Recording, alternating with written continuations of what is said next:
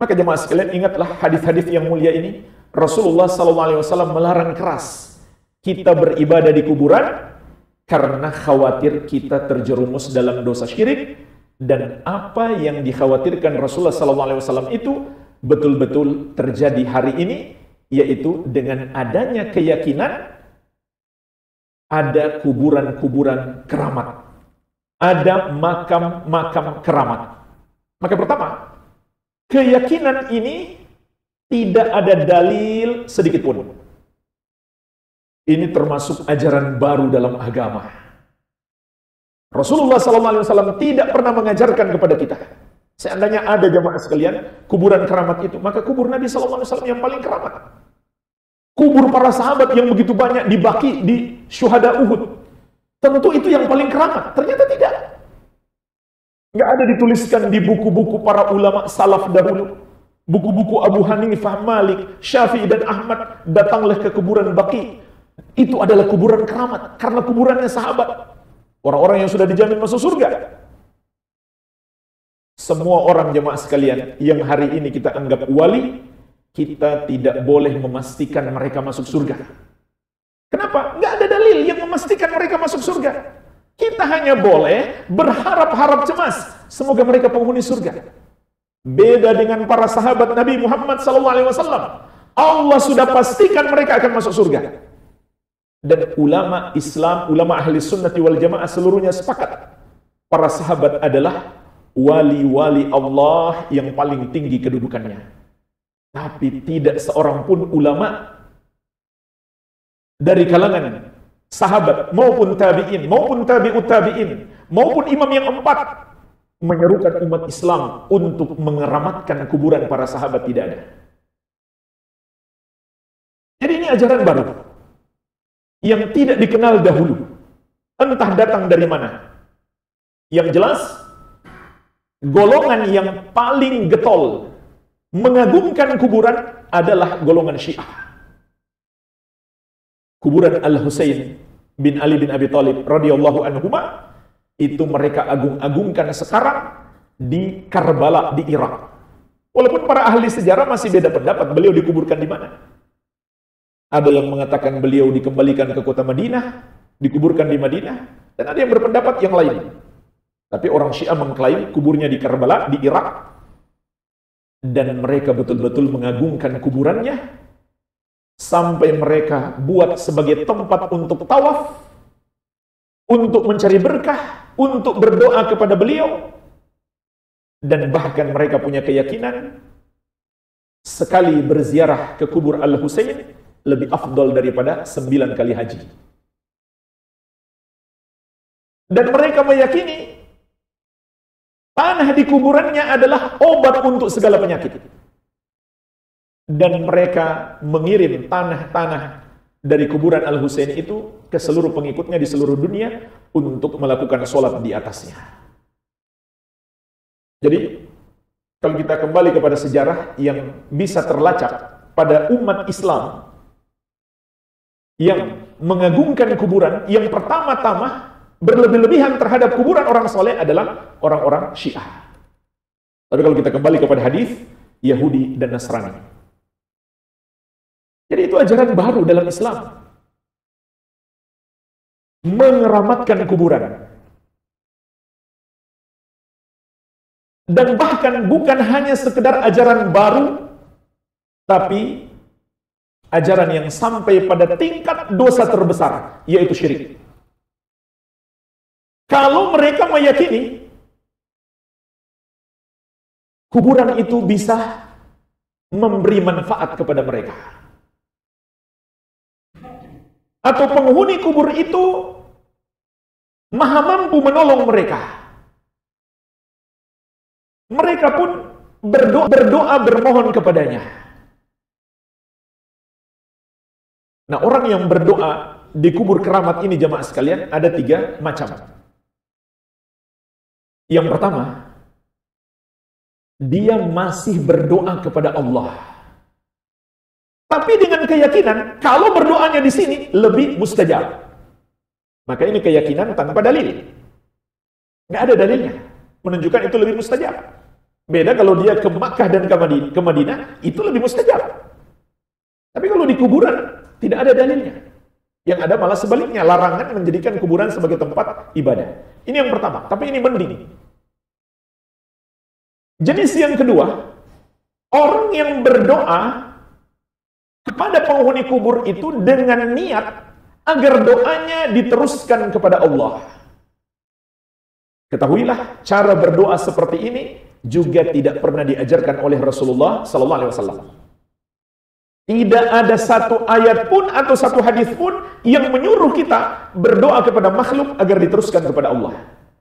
Para sahabat yang diajari langsung oleh Rasulullah SAW tidak pernah beliau ajarkan, wahai para sahabatku, berdoalah kepadaku, nanti aku teruskan doa kalian kepada Allah. Tidak. Baik selama beliau hidup atau setelah beliau wafat, tidak pernah beliau ajarkan seperti itu cara berdoa. Terjadi musim paceklik, kemarau panjang di masa Umar bin Khattab radhiyallahu anhu. Para sahabat tidak kemudian berdatangan ke kubur Nabi Muhammad SAW, tapi mereka datang kepada Al-Abbas bin Abdul Muttalib, paman Nabi Muhammad SAW yang masih hidup ketika itu, minta didoakan. Nah, begitu boleh. Orangnya masih hidup. Ketika Nabi SAW masih hidup, betapa banyaknya sahabat yang datang minta didoakan. Tapi tidak ada satu riwayat pun yang sahih sahabat berdoa kepada Nabi SAW setelah beliau wafat. Tidak di kuburan beliau, tidak pula dari tempat lainnya. Tidak ada.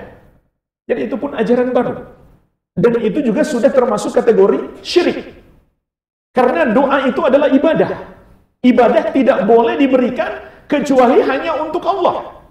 Walau dengan maksud hanya sekedar perantara, maka ibadah tidak boleh diberikan kepada siapapun selain Allah. Kemudian yang ketiga, ini yang paling parah, ada orang yang berdoa kepada penghuni kubur tersebut dengan keyakinan penghuni kubur itulah yang dapat mengabulkan doanya, yang maha mampu menolongnya. Padahal jemaah sekalian, bahkan para penghuni kubur itu sama sekali tidak mendengarkan ucapan orang-orang yang berdoa kepadanya. Wa ma anta bimusmi'in man fil kubur. Kamu tidak mungkin bisa memperdengarkan kepada mereka yang ada di dalam kubur.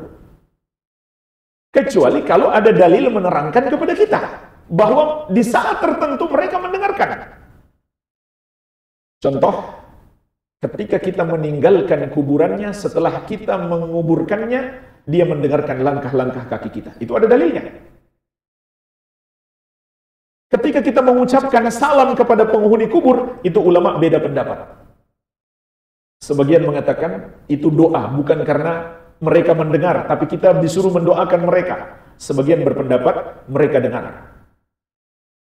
Kita yakini sebatas yang ada dalil itu saja tidak masalah. Tapi kalau kita tambahi, kita bermohon kepada mereka, dan mereka bisa mendengarkan, itu nggak ada dalilnya. Dan bicara tentang alam barzakh itu alam gaib. Kita nggak mungkin tahu kecuali ada dalil yang mengabarkan kepada kita. Maka jangan kita membuat akidah-akidah sendiri. Keram juga duduk begini. Mohon maaf ya.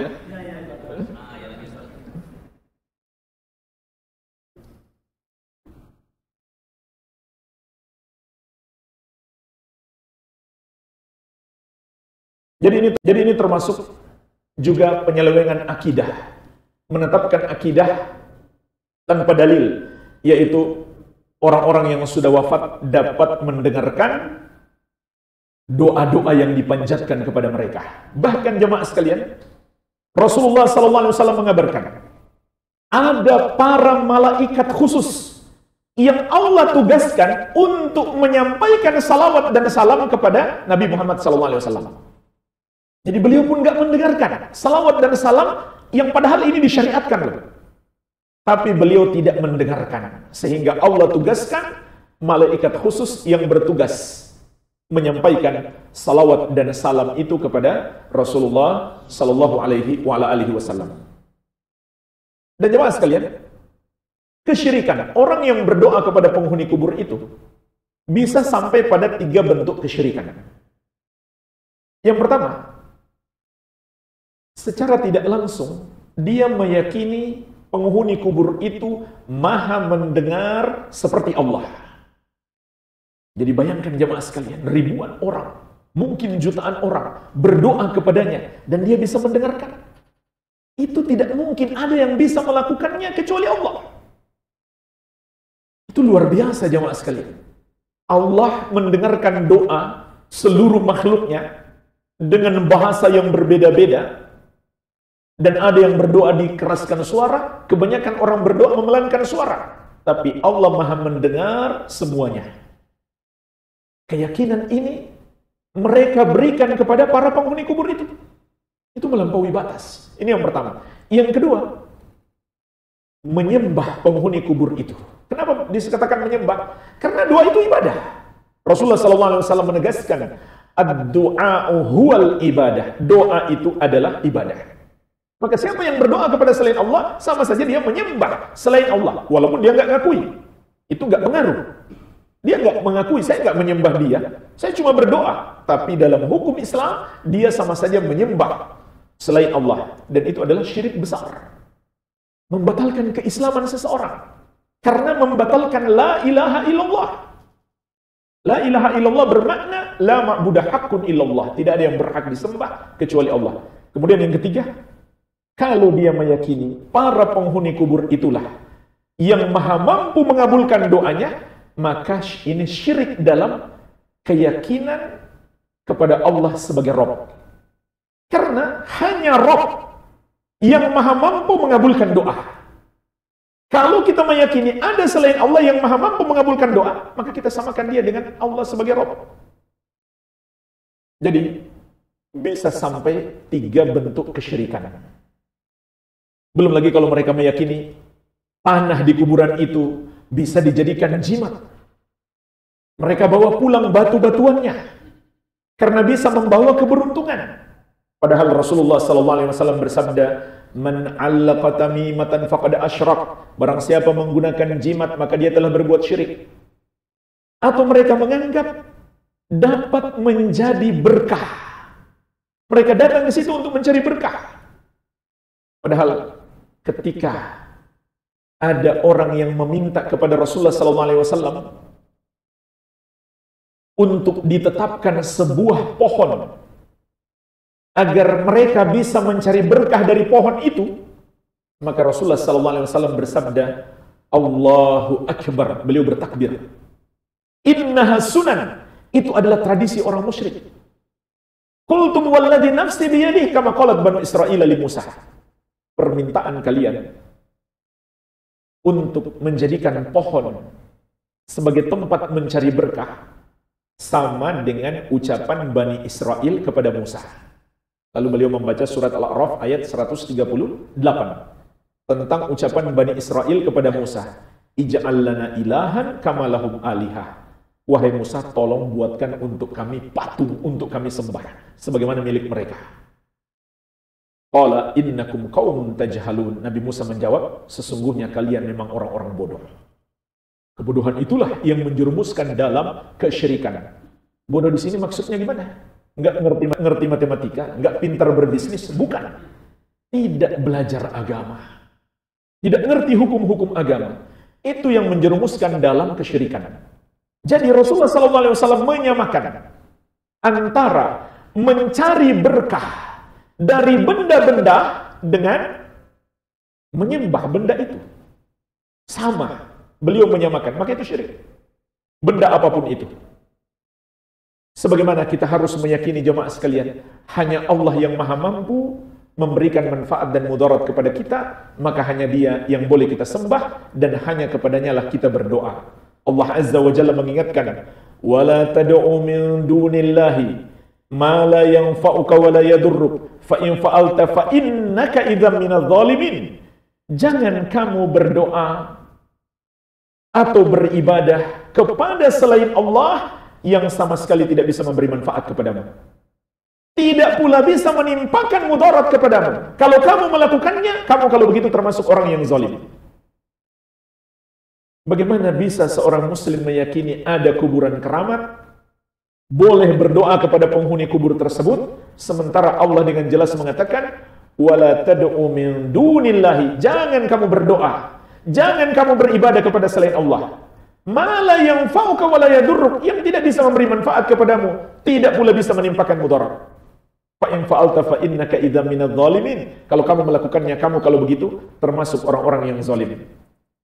Nabi kita yang mulia, Nabi Muhammad sallallahu alaihi wasallam adalah manusia yang paling tinggi kedudukannya di sisi Allah, yang paling dekat kepada Allah, yang paling Allah cintai. Tapi Allah menyuruh beliau untuk mengatakan dalam surat Al-A'raf ayat 188, "Qul la amliku li nafsin naf'an wa la darran illa ma syaa Allah." Katakan wahai Muhammad, sampaikan kepada umatmu, la amliku li nafsi naf'an wa la darran. Aku tidak bisa memberi manfaat atau menimpakan mudarat kepada diriku sendiri, kecuali yang Allah kehendaki. Nabi saja nggak bisa memberi manfaat atau menimpakan mudarat kepada orang lain, apalagi bukan Nabi. Ini perintah Allah kepada Nabi SAW untuk disampaikan kepada umat beliau agar umatnya tidak berlebih-lebihan kepada beliau. Apalagi kepada kuburan beliau saja. Ke beliau sendiri saja nggak boleh kita berlebih-lebihan. Apalagi hanya kepada kuburan beliau sallallahu alaihi wa ala alihi wasallam. Jadi ini termasuk syirik dan juga khurafat. Cerita-cerita yang tidak nyata. Hanya khayalan atau mungkin hanya permainan setan jika ada kuburan-kuburan yang terdengar atau terlihat keramat, ada kesaktian dan lain sebagainya. Itu hanyalah khurafat atau itu permainan setan untuk menyesatkan manusia.